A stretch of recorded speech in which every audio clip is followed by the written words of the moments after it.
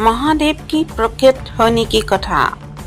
जब इस संसार में कुछ भी नहीं था, ना धरती, ना आकाश, ना समय, ना देवता, चारों तरफ केवल गहरा अंधकार और शून्य था। एक दिव्य ऊर्जा प्रकट हुई। वही ऊर्जा थी भगवान शिव।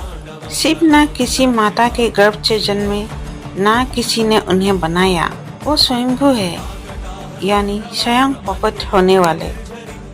उनकी शक्ति इतनी विशाल थी कि उनके ध्यान से ब्रह्मांड की रचना शुरू हुई। ब्रह्मा और विष्णु का विवाद। एक समय भगवान ब्रह्मा और भगवान विष्णु में बहस होने लगी।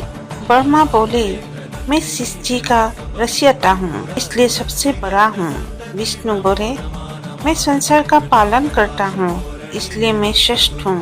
दोनों के बीच विवाद बढ़ता गया। तभी अचानक उनके बीच एक विशाल अग्नि का स्टॉर्म प्रकट हुआ। वो इतना उत्साह था कि उसका अंत दिखाई नहीं दे रहा था। इस चमक से पूरा ब्रह्मांड कांप उठा। ब्रह्मा और विष्णु हैरान हो गई। तब उन्होंने निर्णय लिया, जो इस अग्नि स्टॉर्म का अंत खोज लेगा वही सबसे महान कहलाएगा।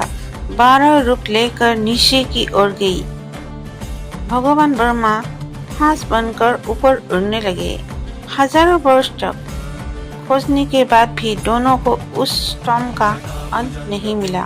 उस अग्नि स्टॉर्म से एक दिव्य पुरुष प्रकट हुई। उनके शरीर पर भस्म लगी थी, गले में सर्प था, जटाओं में गंगा बह रही थी, माथे पर तीसरा नत्र चमक रहा था। वही थे महादेव शिव। देखकर ब्रह्मा और विष्णु ने शीश झुका दिया। तब शिव बोले, मैं ही इस सृष्टि की शुरुआत और अंत हूँ।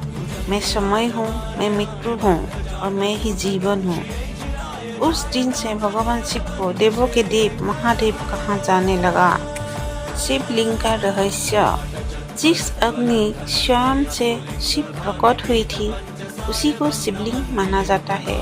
शिवलिंग का अर्थ केवल पत्थर नहीं होता, ये अनंत ब्रह्मांड और शिव की अनंत शक्ति का प्रतीक है। इसलिए शिवलिंग की पूजा करने से भक्तों को शक्ति, शांति और मोक्ष प्राप्त होता है। बाद में माता आदिशक्ति ने पार्वती के रूप में जन्म लिया ताकि संसार का संतुलन बना रहे। माता पार्वती ने कठोर तपस्या करके भगवान शिव को पति रूप में प्राप्त किया। उनके विवाह से संसार में प्रेम, शक्ति और संतुलन स्थापित हुआ। भगवान शिव हमें सिखाता है, अहंकार का नाश करो, सत्य और ध्यान का मार्ग अपनाओ, क्रोध पर नियंत्रण रखो और जीव से प्रेम करो। महादेव भोले हैं, सच्चे मन से उन्हें याद करने वाला कभी खाली हाथ नहीं लौटता। हर हर महादेव।